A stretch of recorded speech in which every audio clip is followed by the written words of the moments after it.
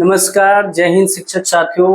तो बहुत लंबे अरसे के बाद एक बार फिर से स्वागत है आप सभी का आपके अपने प्लेटफॉर्म निर्यात मैथ पे।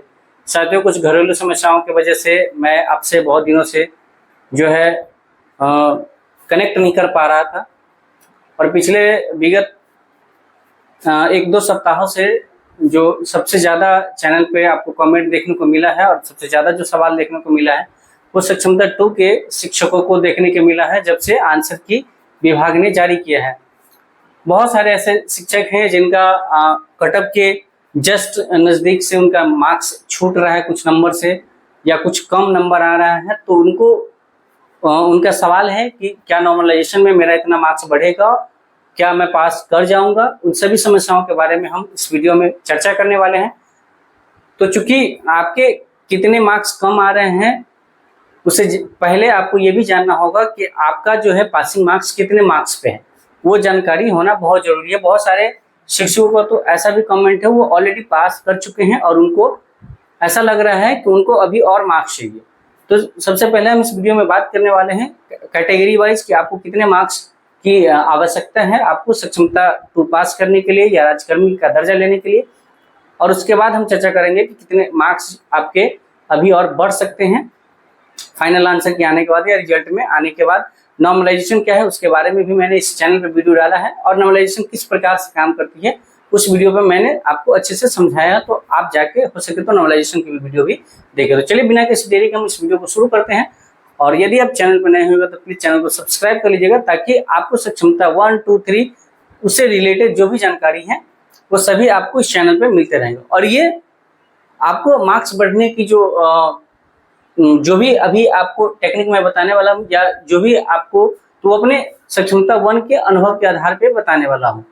तो जिनको इस वीडियो की नीड है तो वो आप इस वीडियो को लास्ट तक बने रहेंगे तो आपका सारा डाउट क्लियर हो जाएगा, और जिनको इस चीज़ की जरूरत नहीं है वो प्लीज वीडियो को स्किप कर सकते हैं। चलिए, और वीडियो अच्छी लगे तो लाइक करके दोस्तों के पास शेयर करना नहीं भूलिएगा। सबसे पहली बात, कितने मार्क्स बढ़ सकते हैं उससे पहले कि हमारा कट ऑफ कितना है। तो देखिए, सामान्य कैटेगरी के जो मेल है, सामान्य कैटेगरी के मेल यानी पुरुष वर्ग के जो समान कैटेगरी है उनका जो कट ऑफ है उनको 40% मार्क्स लाना था 150 का, जो कि कुल होता है 60 नंबर में ये 60 मार्क्स होते हैं। उसके बाद आ जाते हैं हम BC 2 के पुरुष को, ठीक है।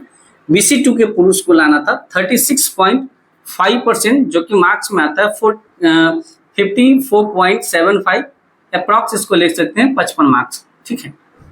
उसके बाद BC 1 के लिए है ना, ये सब पुरुष के बारे में बोल रहा हूँ, तो इनको लाना था 34%, जिसका 51 नंबर होता है। 51 नंबर अगर आपके आ रहे हैं तो पास हो जाएंगे।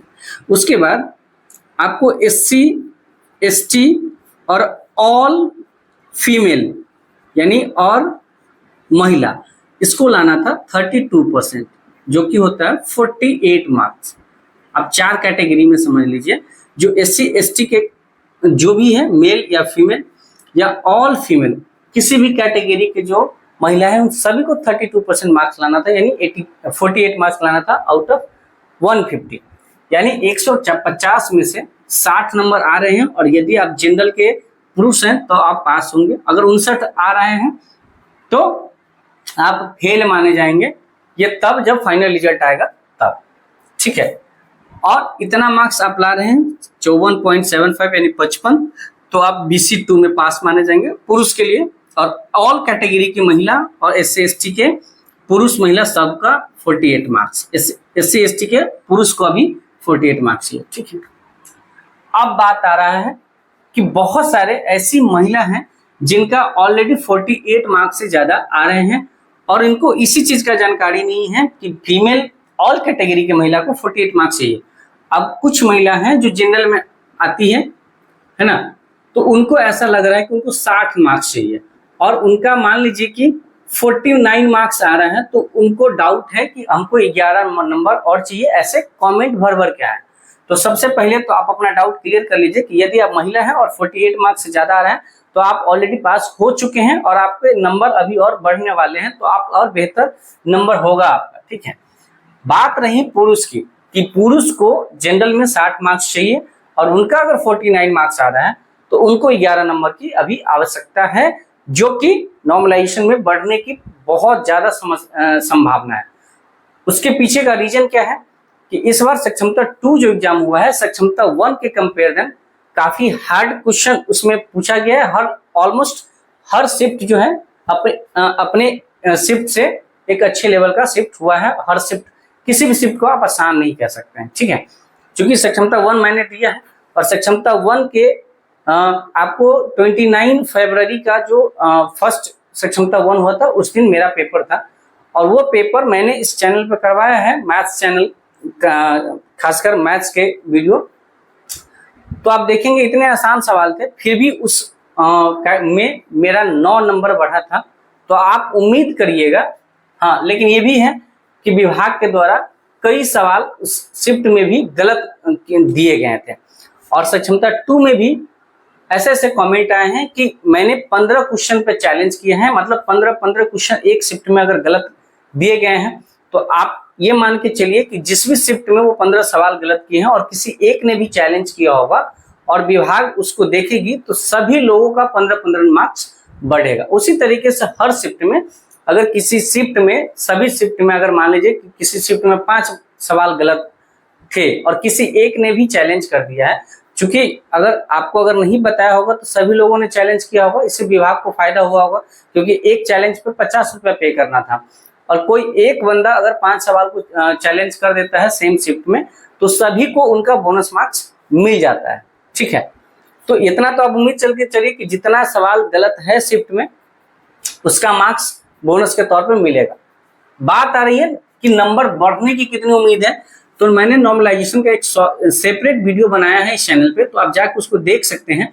तो नॉर्मलाइजेशन जो है और भी कॉम्पिटिटिव एग्जामिनेशन में इसको अप्लाई किया जाता है, लेकिन नॉर्मलाइजेशन की विधि जो है काफी कॉम्प्लिकेटेड और काफी जटिल है, ठीक है। इसके नॉर्मलाइजेशन करने की विधि को आज तक अच्छे टीचर नहीं समझ पाए और मुझे जहां तक लगता है कि सक्षमता 1 में भी नॉर्मलाइजेशन नहीं हुआ था, क्योंकि नॉर्मलाइजेशन जब भी होता है ना, नॉर्मलाइजेशन जब भी होता है तो नंबर जो है पॉइंट में चले जाते हैं, ठीक है। क्योंकि इसमें सारे चीजों को ध्यान में रखा जाता है कि नंबर शिफ्ट का हार्डनेस कितना था, उसमें नंबर ऑफ जो है क्वेश्चन हार्ड कितना थे, मॉडरेट कितने थे, सिंपल कितने थे, उसमें नंबर ऑफ जो स्टूडेंट है वो उन्होंने अटेम्प्ट कितने किए, क्वेश्चन को बहुत सारे फैक्टर पे ये डिपेंड करता है नॉर्मलाइजेशन। और मुझे लगता है कि सक्षमता 1 में भी नॉर्मलाइजेशन की प्रक्रिया नहीं अपनाई गई थी, सिर्फ और सिर्फ जो सवाल गलत पाए गए थे और उस पर जिस चैलेंज किया गया था उसके अकॉर्डिंग सभी को बोनस मार्क्स दे के एकदम एक एक्चुअल मार्क्स ही दे दिया गया था। किसी को 4 नंबर, किसी को 10 नंबर, किसी को 9 नंबर, यहाँ तक कि 22 नंबर भी बढ़े थे अलग अलग शिफ्ट में। तो वो पूरा नंबर दिया गया था। अगर नॉर्मलाइजेशन होता तो पॉइंट में मार्क्स आते। तो नॉर्मलाइजेशन में अगर ऐसी बात मानी जाए तो इतना जान लीजिए कि जिस शिफ्ट में जितने सवाल अगर गलत दिए गए हैं वो बोनस के तौर पर सभी को मिलेगा। और मैं अपने अनुभव के अनुसार मैं कह सकता हूं कि 5 से 10 जो नंबर है वो तो आप मान के चलिए कि हर लोगों का नंबर बढ़ना ही बढ़ना है। ये 99% लोगों का जो मार्क्स है 5 से 10 नंबर बढ़ेगा। तो जिनका भी इस मार्क्स के में है, जिनका कट ऑफ है और उनका अगर 5 से 10 नंबर का कमी आ रहा है तो उनको चिंता करने की आवश्यकता नहीं है। उन सभी लोगों का बोनस और या नॉमिनेशन के तौर पे दे या बोनस के तौर पे दे, 5 से 10 नंबर आपका इजीली बढ़ जाएगा, ठीक है। तो आप ऐसे आराम से करिए और अगर आपका किस्मत बहुत बढ़िया है तो आपका 15 नंबर भी बढ़ सकता है, 20 नंबर भी बढ़ सकता है। तो आई होप कि आपको जो है इस मार्क्स बढ़ने से रिलेटेड जो भी डाउट है आपको क्लियर हो गया होगा। मैंने अपने को भी आधार मान के बताया और जो हमारे शिक्षक साथी का आया था उसके अकॉर्डिंग भी मैंने इन चीजों को डिफाइन किया है। और जो जितनी भी महिला है वो आप सिक्योर हो जाए कि 48 मार्क्स पे आपका है, ठीक है। बहुत अलग अलग सवाल भी आए थे कि किसी का 47 मार्क्स आ रहा है ना, कोई 1 नंबर से पीछा है।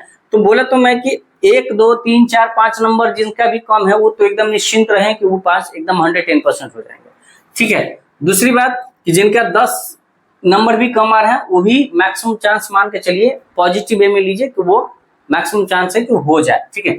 उसके बाद बात आती है कि रिजल्ट कब तक आएगा भाई साहब। तो भैया पहले तो जो लोग इस पे चैलेंज किए हैं उस चैलेंज का फाइनल आंसर किया जाएगा, और फाइनल आंसर की आने के लगभग 1 वीक बाद 10-15 दिन बाद जो है आपका फाइनल क्या बोलते हैं रिजल्ट दिया जाता है। उसके बीच में कल एक और नोटिस आया है कि 23 अगस्त या शायद 26 अगस्त के जो शिफ्ट थे, एक दिन का एग्जाम उसको कैंसिल कर दिया गया है 9-10 के, है ना। और भी कई सब्जेक्ट के जो है एग्जाम कैंसिल किए गए हैं, तो उनका पुनः 13-11 को शायद एग्जाम उनका होने वाला है। इसके बाद ही सक्षमता 2 का सभी का एक मुश्त जो है रिजल्ट आने वाला है। ठीक है, तो यदि मार्क्स से संबंधित और भी कोई समस्या हो, और इसके बाद चूंकि मैंने बहुत दिनों से इस चैनल पर कोई वीडियो नहीं बनाया है, तो आप हमें बताएंगे कि किस शिफ्ट में कितने सवाल जो है वो गलत थे। ठीक है, वो आप कमेंट करेंगे, और इससे रिलेटेड और भी अगर कोई आपको क्वेरी हो तो प्लीज कमेंट करके आप पूछ सकते हैं।